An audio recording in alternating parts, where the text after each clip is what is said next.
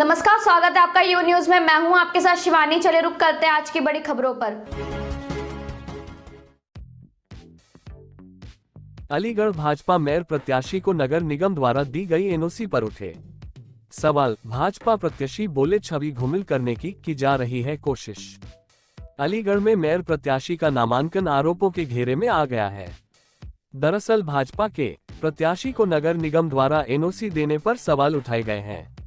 Aligarh bar association के पूर्व सचिव ने राज्य निर्वाचन आयुक्त से शिकायत कर नामांकन रद्द करने की मांग की है। वहीं भाजपा प्रत्याशी ने आरोपों सिरे से नकारा है।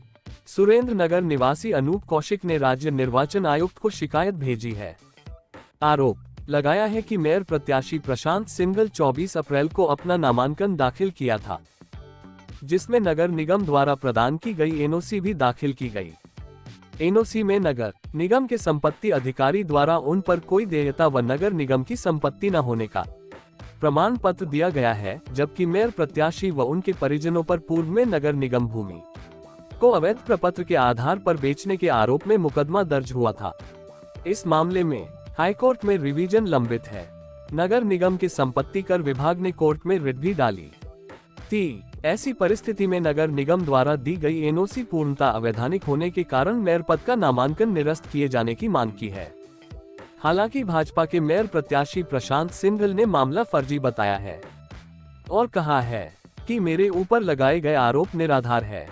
न्यायालय ने मुझे क्लीन चिट देकर बाइज्जत बरी किया है और इससे ज्यादा मैं कुछ नहीं कह सकता। प्रशांत सिंघल बताते हैं कि जो मुकदमे पहले जमीनों के संबंध में लिखा गया वह पूर्व में खत्म हो चुका है। भाजपा प्रत्याशी प्रशांत सिंघल का कहना है कि शहर में जनता का मुझे जिस तरह से समर्थन मिल रहा है, इसी बात को कुछ लोग पचा नहीं पा रहे हैं और मेरी छवि को धूमिल कर रहे हैं। भाजपा प्रत्याशी ने कहा है कि जो लोग मेरी छवि को धूमिल कर रहे हैं, ऐसे लोगों के खिलाफ उसमें एफआईआर लगवा करने को मजबूर हो जाऊंगा। और जबकि नगर निगम ने भूमाफिया पोर्टल पर टॉप 10 लिस्ट जारी की थी, उसमें निशांत सिंघल, प्रशांत सिंघल, राधेलाल शर्मा का सभी का नाम दर्ज है भूमाफिया में। उसके बाद सीजेएम के यहाँ इन्होंने प्रोटेस्ट डाला, जो इनकी लेक्चर पैरवी से खारिज हुआ और उसके बाद हाई कोर्ट में इनका रिवीजन है प्रशांत सिंघल के खिलाफ, जो अभी भी पेंडिंग चल रहा है।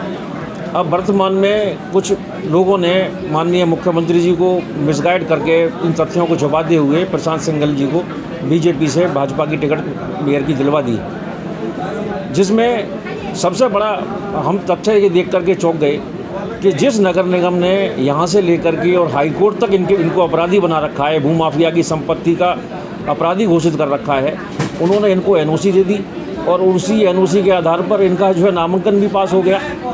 अब उसी जिस नगर निगम के फर्जीवाड़े का मुकदमा इन पर चल रहा है और जिसमें कि आरोपी हैं, भूमाफिया घोषित हैं, उसी के महापौर बनने की तैयारी कर रहे हैं और इन्होंने अपने नामांकन में आपराधिक इतिहास भी छुपाया। बेशक उसमें एफआईआर लग गई है, लेकिन उसको बताना चाहिए था कि उसमें एफआईआर लग गई है। तो इन्हीं सबको लेकर के हमने इलेक्शन कमीशन ऑफ इंडिया से इनकी शिकायत की नॉमिनेशन निरस्त करने के लिए। नगर निगम पुलिस का रोल इसमें सबसे बड़ा ये रहा है कि जब एक ही गाटा संख्या पर और सभी मुकदमों में चार्जशीट लगी है, कोर्ट ने भी प्रसंज्ञान लिया है। प्रसंज्ञान के खिलाफ उन लोगों ने, सुशील चौधरी वगैरह हैं, उन लोगों ने डाला भी है, लेकिन कोर्ट ने उनकी याचिका खारिज कर दी और प्रसंज्ञान लिया गया। और तो उसी गाठा संख्या में इनके पक्ष में कैसे एफआईआर लग गई और कैसे प्रोटेस्ट खारिज कर दिया गया, इसका मतलब नगर निगम और पुलिस की पैरवी जो थी वो इनको लाभ पहुंचाने की थी।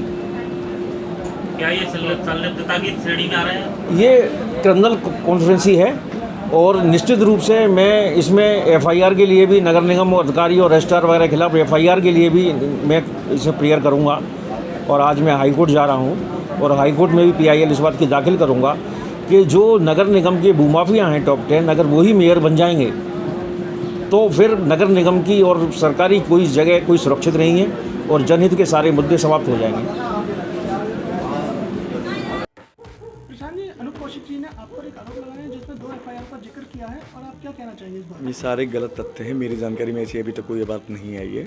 मेरे पे जो केस एक था वो माननीय न्यायालय ने, कोर्ट ने उसको बाइज्जत मेरे को उसमें बरी करा है और सारे तथ्य हमारे पास उसके मौजूद हैं। तो मैं एक सिरे से इसका खंडन करता हूँ। जो भी है वो सब गलत बातें हैं और मेरे ख्याल से हिंदुस्तान में कोर्ट से बड़ी कोई चीज़ नहीं। जब उन्होंने हमको क्लीन चिट दे दी सारे तथ्य सुनने के बाद, उसको एक्सेप्ट भी कर लिया है, तो मैं यही कहूँगा कि मैं बिल्कुल कोई चीज़ गलत नहीं कह रहे, सारे तथ्य सही हैं। क्या कहना चाहेंगे, ये जो आरोप लगाए जा रहे हैं गलत लगाए जा रहे हैं? मैंने वो अभी नहीं पता उन्होंने क्या कही, पर मेरे पे जो केस थे, कोई फर्जी केस जो लगे थे, वो सारे केस खत्म हो चुके हैं, कोई भी हम पे केस नहीं है। क्या आपकी धूमिल को धूमिल करना चाहते हैं? जब कोई आगे बढ़ता है तो कुछ ना कुछ तो कुछ चलती है। तो ये तो अलीगढ़ वालों को प्यार और आशीर्वाद है कि सब चीज़ बीजेपी धीरे धीरे आगे बढ़ रही है और लोग उसको चाहते हैं कि चीज़ें आगे ना बढ़ें। तो मैं इस बारे में बस इतना ही कहना चाहूँगा।